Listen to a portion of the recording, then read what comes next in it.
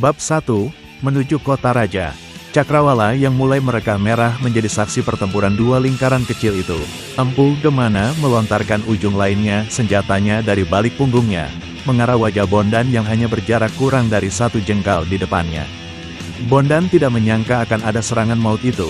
Ia menjadi terkejut lalu melepaskan belitan udengnya, kemudian melentingkan tubuh ke belakang. Sehingga ia dapat menyelamatkan dirinya dari tumbukan dahsyat yang pasti dapat memecahkan kepalanya. Empu Gemana kembali berdecak penuh kekaguman ketika melihat cara Bondan melepaskan diri dari rangkaian serangan itu. Begitu tangkas dan lincah, sebuah serangan balasan dilancarkan Bondan dengan membuka jalur yang cukup berbahaya bagi dirinya. Merunduk lalu melesat ke samping, sementara ikat kepalanya mematuk bagian bawah ketiak Empu Gemana yang terbuka. Serangan balasan ini benar-benar mengejutkan Empu Gemana. Dari perhitungan Empu Gemana, ikat kepala itu seharusnya menyentuh lambung atau bagian dada sebelah atas. Namun gerakan Bondan ini seperti sebuah ejekan baginya. Ia kini merasa seolah-olah seorang murid yang baru belajar olah kanuragan. Meski begitu, gerakan Bondan telah mengundang bahaya besar. Empu Gemana tidak membuang kesempatan saat pertahanan Bondan menjadi lemah. Kedua ujung rantainya dilontarkan dan bersamaan dengan itu, Empu Gemana melompat ke arah Bondan yang sedang melayang.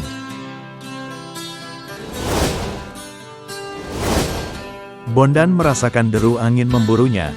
Seketika tangannya yang memegang udeng membuat gerakan satu lingkaran penuh menangkis satu ujung yang terdekat.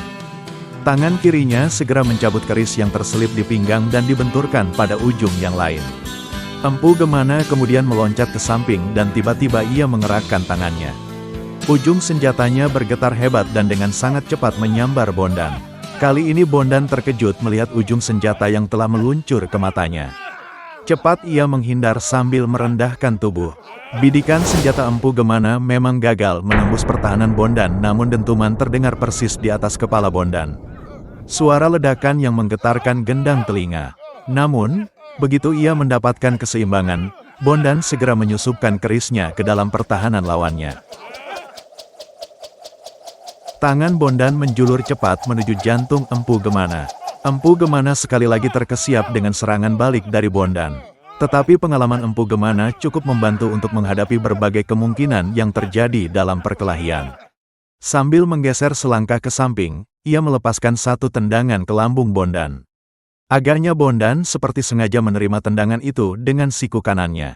Kedua orang ini segera meloncat mundur setelah sama-sama menyadari tingkat masing-masing. Siapakah sebenarnya anak ini, pikir Empu Gemana. Gerak tubuhnya begitu lentur tetapi menyimpan satu kekuatan yang luar biasa. Seseorang dapat aku pastikan telah menggemblengnya dengan dasar yang sangat kuat. Dan aku yakin orang yang menjadi guru dari anak ini tentu bukan nama sembarangan disebut orang. Tak butuh waktu yang lama bagi Empu Gemana untuk mengukur kekuatan Bondan. Serangan Empu Gemana kembali melanda Bondan. Kedua ujung senjatanya bergantian saling mematuk dan menyengat. Hingga pada satu ketika Empu Gemana menarik tinju kanannya dan meraih satu ujung yang terbuang ke samping.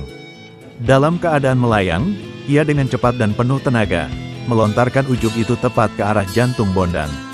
Hanya berjarak sekitar 2 depa, rantai Empu Gemana menjangkau tubuh Bondan.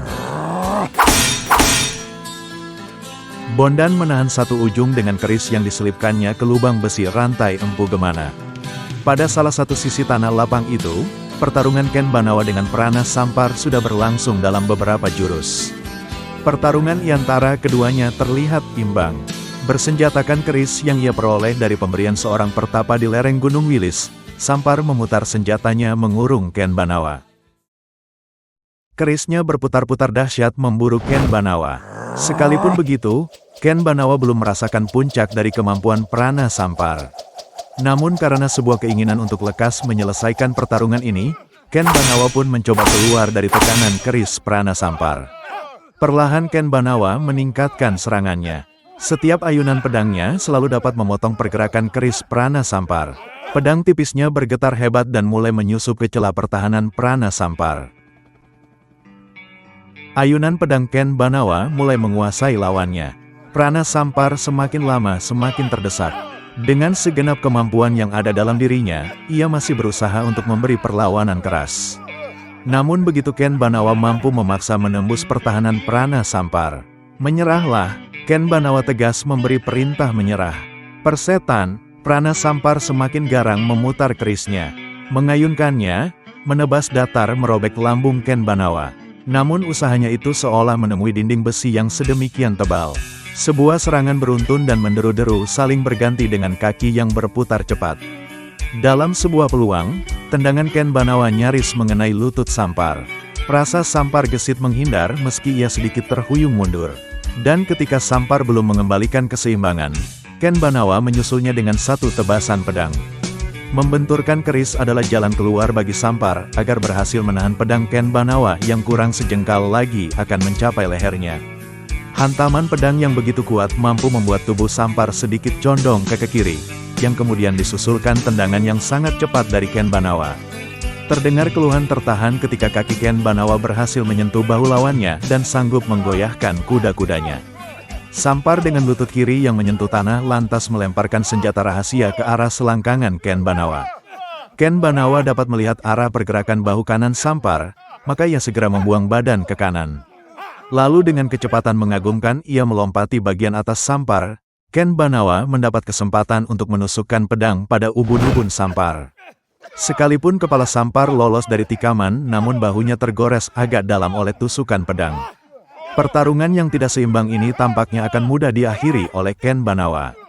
Namun ternyata Sampar tak mudah menyerah. Sampar yang secara beruntun menerima serangan Ken Banawa akhirnya menjadi gelap mata dan membabi buta melemparkan paku beracun ke Ken Banawa. Dalam usia menjelang senja, Ken Banawa belum kehilangan kecepatan dan kekuatan bertarung. Memutar-mutar pedang sehingga tubuhnya seperti tertutup sebuah perisai baja. Putaran pedang Ken Banawa meluruhkan seluruh paku beracun Sampar ke tanah seperti daun-daun kering yang berguguran. Ken Banawa mendekat dan mengurung rapat lawannya. Jarak mereka kian rapat. Sampar mengalirkan tenaga ke seluruh bagian tubuhnya dan melawan sengit dengan kerisnya. Ia menyadari bahaya yang mengepungnya dari berbagai penjuru dan satu-satunya jalan keluar baginya adalah menyerang. Serangan demi serangan ia lontarkan dengan sungguh-sungguh, mengalir deras pada satu muara, Ken Banawa. Menyerang adalah pertahanan terbaik, hanya dengan itu aku dapat mengalahkannya. Sampar memancang tekad kuat, serangan membadai secara dahsyat melanda Ken Banawa. Pada waktu itu, Prana Sampar berulang mencari jalan agar ia dapat untuk menumbuhkan badan. Sepintas terlihat sebagai serangan yang tidak terarah, tetapi ujung senjatanya tidak dapat diabaikan oleh Ken Banawa. Anak ini telah putus asa, kekuatannya mulai berkurang, dan ia justru semakin menguras tenaga dengan menambah kecepatan. Ia tidak lagi dapat menguasai jiwanya dan mengabaikan keseimbangan. Ken Banawa mengalihkan mata pedangnya pada bagian kaki Sampar. Sejurus kemudian, kaki kanan Sampar tertusuk pedang. Satu celah pertahanan Sampar telah terbuka, dan itu dapat diketahui oleh Ken Banawa yang kemudian menyusupkan ujung pedangnya mengarah bagian bawah tubuh Sampar. Sampar membentak kasar sambil menahan sakit. Ia menjadi sedikit lengah, kelengahan yang tidak dapat lagi ditebus dengan penyesalan.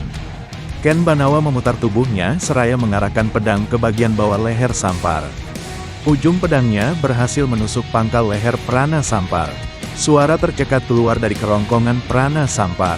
Ia jatuh berlutut dan tumbang di ujung pedang Ken Banawa.